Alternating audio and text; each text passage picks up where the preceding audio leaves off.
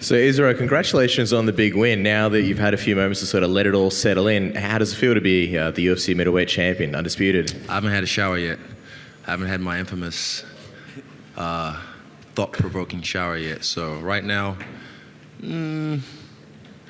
it's normal. It just feels like, feels like I'm still lucid dreaming. So you might see me do weird things just to see if I'm dreaming. But yeah. Go ahead with the weird things. I was going to say, over that can before, so that was weird. Yeah, with the title belt, you spoke about how the interim belt didn't really mean anything to you, and you kind of put it away in a box. This one you gave to your parents, Femi and Taiwo. Well, why did you decide to do that, and what was that moment like? I mean, in Atlanta, because Eugene is the guy that built me up in this game to be the killer that I am. So I presented that to him. They created me, So without them, I wouldn't be possible. So. Yeah, the other belt, I put the New Zealand flag on it, so this belt, I'm going to put the Nigerian flag on it. Just looking at the fight, how do you sort of reflect that on that one? And also, would you say this was one of the easiest fights when you compare some of the other ones you've had here? Who did I tell? It's probably one of my toughest tests, but I'll make it look easy. Who did I say that to? Yeah, exactly. I told you guys, I'll make it look easy. And, fuck, man, I don't know. Yeah. It's crazy. Like sometimes I have to pinch myself and just be like, did that really happen? We just did that. Yeah, it's crazy. Like, you guys see me. Like you recognize Stars Submission Radio from the jump. So you saw me, you knew what my potential was. And I know you're Aussies, I know you guys like Whitaker as well, but I appreciate the love and support throughout the times because you guys still give us a platform. Appreciate it. Would you say this was your star-breaking moment? People have sort of compared you to Conor McGregor and things like that with the entrance and obviously in the stadium. No one is doing anything like I'm doing. This is a 60,000-seat arena. People, after seeing that entrance, I bet you the green-eyed monsters were like, I fucking hope this guy loses. I fucking hope. I'm sure some of you in here as well. Oh, this asshole, look at him, thinks he's a fucking man. I hope he loses. I hope he gets flatlined. Because that's just that. It's ingrained in us. It's this tall puppy syndrome. It's this jealousy that when you see someone shining, you feel like it takes away from your own shine. I'm like, look, I can't dim my shine just because some people feel uncomfortable. Everything went full circle tonight. I danced with some of my day ones, my guys, not even day -5s, guys that I've known from way back. Jay, I used to look up to him, back in Rotorua. Jesse, I taught him how to dance, and now he's just taking it and run with it. And to have them, set the tone for me and just have fun. And like I said, when I'm having fun, I'm the best in the world. So I was having fun. And when I saw him walk out, he was too intense. And you can't fake that shit. You can put your hoodie over your eyes and all you want. I can smell it's pheromones, to start. I can smell it off him. I was like, he's not with it. And he was doing the right moves, but there was no feeling behind it. So I saw everything coming. He hit me a few times, but I don't like getting hit because not that I'm a bitch or I'm not tough. I am, but it's not smart. But yeah, I just showed you guys I can take it and give it as well, apparently, because I have no knockout power and I got pillow hands. Boo-hoo. 2 more quick ones and then I'll pass the mic on. Just a couple of little things. There was a moment, I don't think it was broadcast, but Robert Whitaker, after you dropped him in between rounds or when the next one was starting, he winked at you. I'm wondering what was going through your mind when you saw that. And also you wrote something. I looked at him like after the round was about to start. He's looking at the TV. I was like, don't look there, look at me. You got to worry about me right now. That's done. Like, that's what I was trying to say to him. Like, that's a moment past. Because I could have, rested my laurels and be like, oh, yeah, I dropped him. I'm going to rush him now. No. He's a beast. If I try and fight dumb and think like I'm going to go for the finish now, he could catch me and lay me the fuck out. So I was like, nah, don't focus on that. Focus on me. I'm your problem right now. Don't be looking at the TV. What, drop me? Like, I don't know. Yeah. What did you write in your book when Bruce Buffer was introducing you? When you talk about anime, you ever heard about the anime called Death Note? Anyone? Hands up? Yeah, so he's the Grim Reaper, right? I have a Shinigami with me.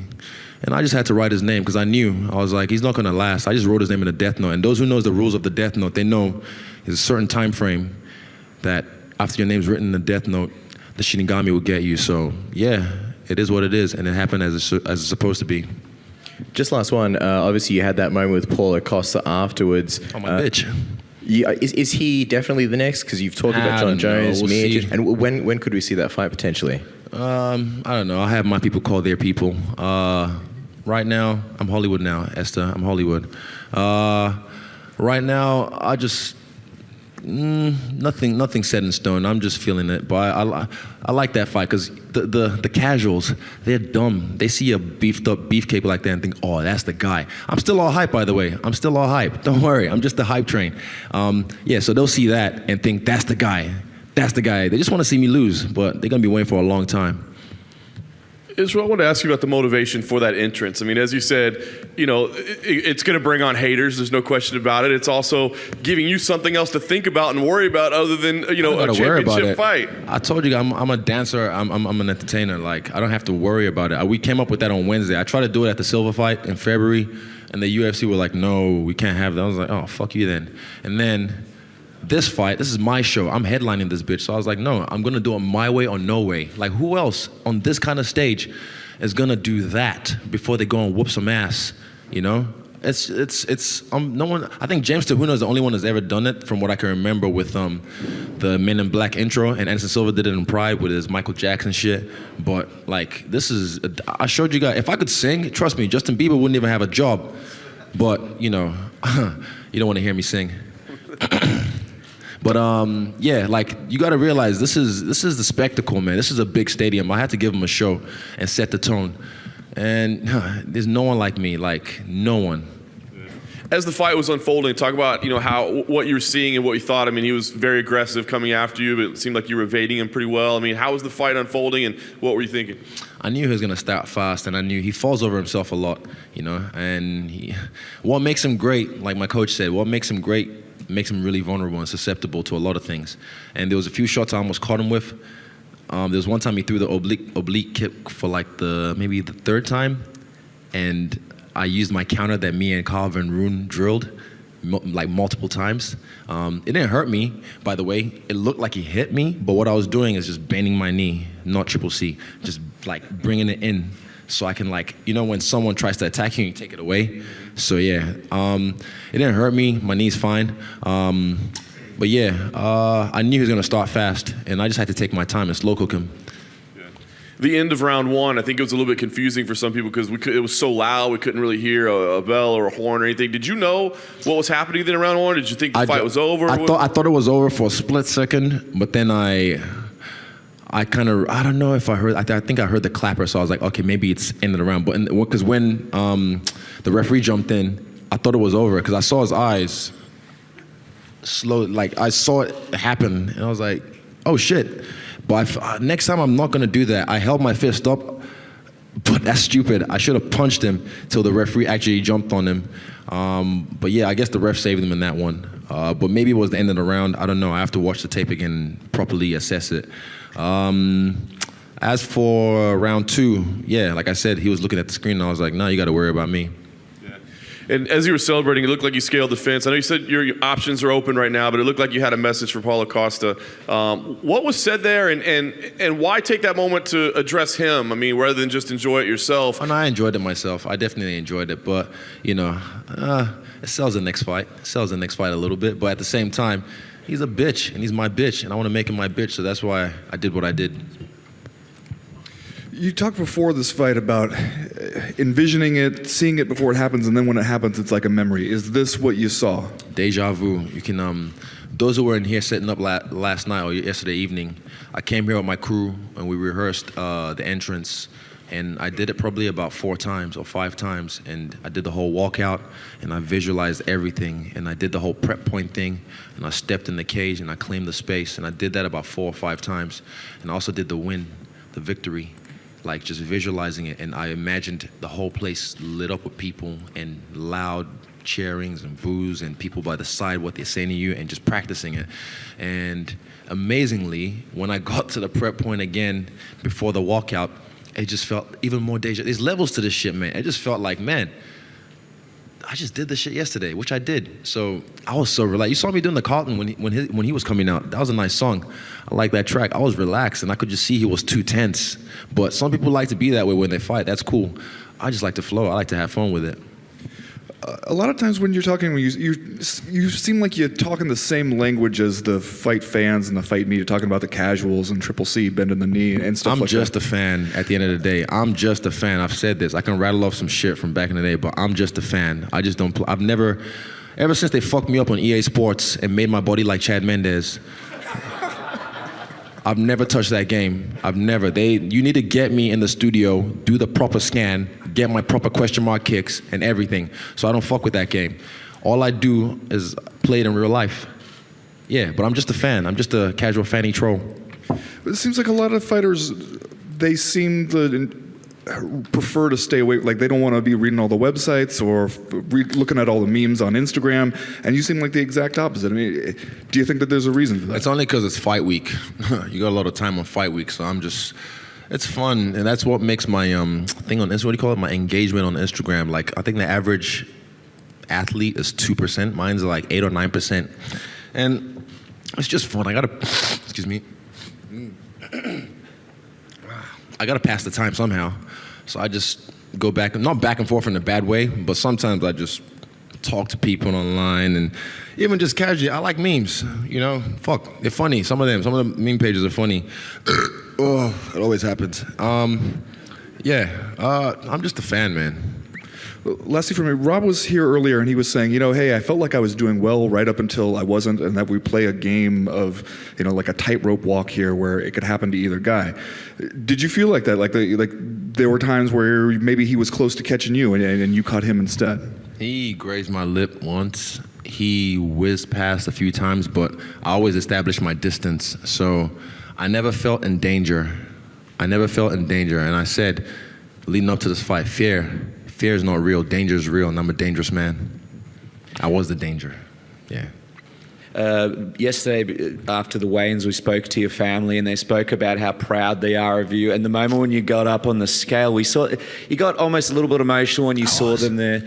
And your mum was talking about how she wanted you to become an accountant, how obviously it's a family of professionals, but how much they've backed you going through this career. What does it mean to now be the champ? I know they're here in the room right now, and you sort of handed them that belt in the octagon. Sort of talk us through how that felt for you, being able to do that. It was just cool. Like, I've done it before in Atlanta with Eugene, so to prostrate, and hand them the belt, like, just to present it to them, it's like my two creators. Eugene created this beast, and they created this human. So, yeah.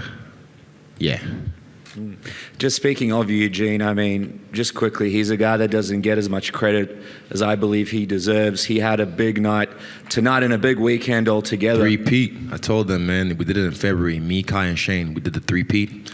We repeat the three-peat tonight. What does he mean to you?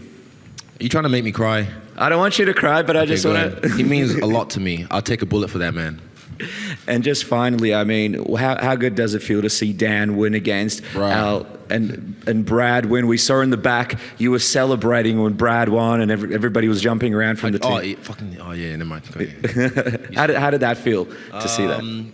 Yeah, Brad's fight, trust me, this is his first UFC fight. It's not as, you kind of have to adjust sometimes. Different folks, different strokes. But he showed you his mana. He showed you, like, he's from Christchurch in New Zealand. And with the earthquake, see how they rebuild. They're strong people. Quake City's his name. That man don't fold. That man loves a fist fight. Dan. Yeah. Dan's just a superstar in the making. And I'm glad he did what he did tonight on this stage. And I didn't hear his post-fight speech, but I heard 2020 at the end, but I heard it's Dustin Poirier, so I'm looking forward to that. I think that should headline Spark Arena in Auckland next year. Izzy, congratulations on the victory. You're in the catbird seat. Paulo Costa came here because he wants to face you next. You said in the octagon you'd face him. You just addressed John Jones. You guys have been beefing on Twitter. Who?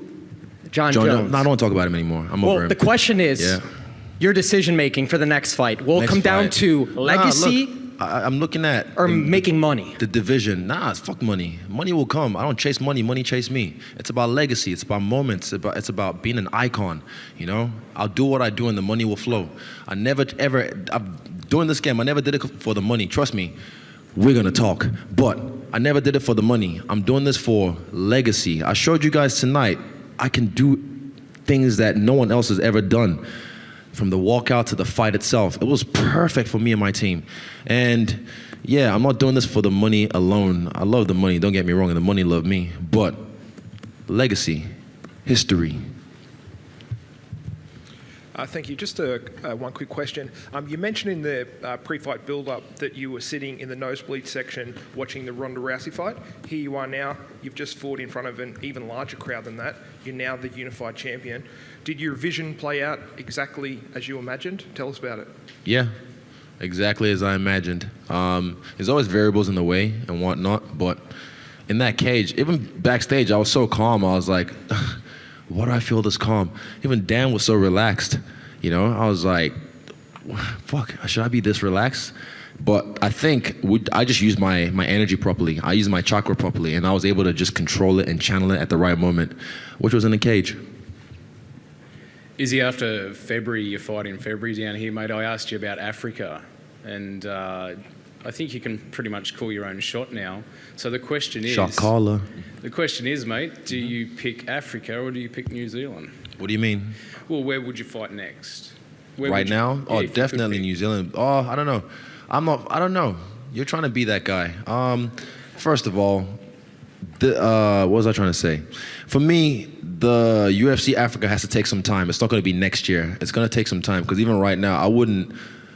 Honestly, it would have to either be somewhere like Morocco, because the leadership and the corruption where I'm from, people will try... It'll be too much, you know? Like, there's just too many red tapes to get through. You know, when I went back there, I saw there's so much fucked up shit happening up in the politics and whatnot. I don't want to get too much into it, but yeah, what would I fight next? I don't know. Probably Vegas or New Zealand. I don't know. But I want Dan to headline Auckland, the next Auckland show. And don't do that again, if not. Yeah. Israel, 2.5 years ago, you were competing in kickboxing. You got knocked out by Alex Pereira, and now you're the undisputed middleweight champion of the world with an 18-0 perfect record. If that fight had gone differently, do you think you would be here? Yes.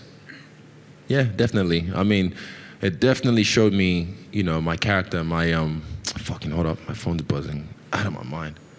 Go away. It definitely showed me, you know, my grit, my will. Like after that fight, I realized, look, my dog still loves me, my coaches still love me, my parents still love me, you know. The sun will rise again the next day, and so did I. And here I am. I've risen like a phoenix. Are you the biggest star in the sport right now? What do you think? It's subjective. I can't say that about myself. It's subjective.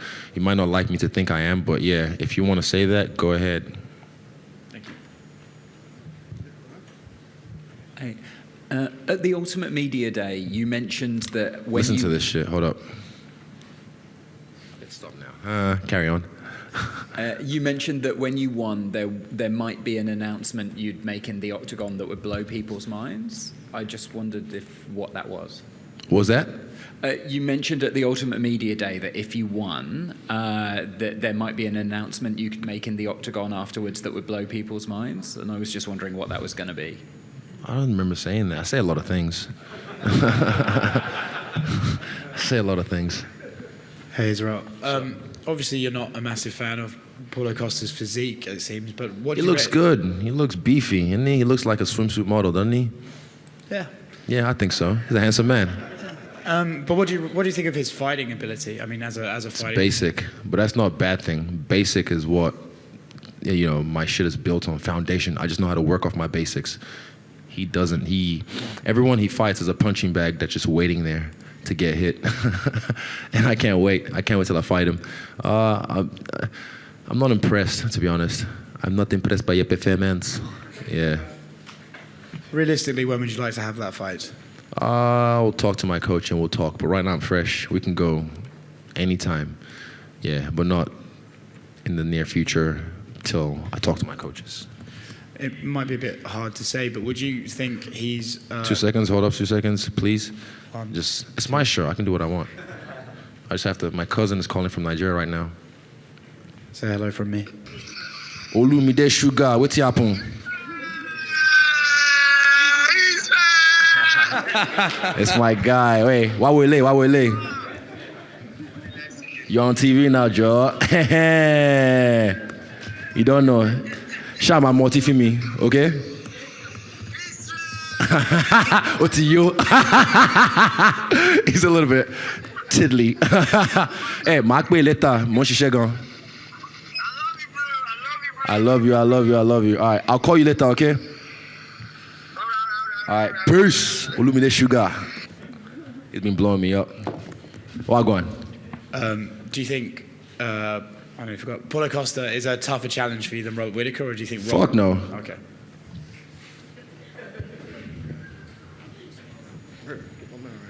I just honestly, like I say, like I came from when I was.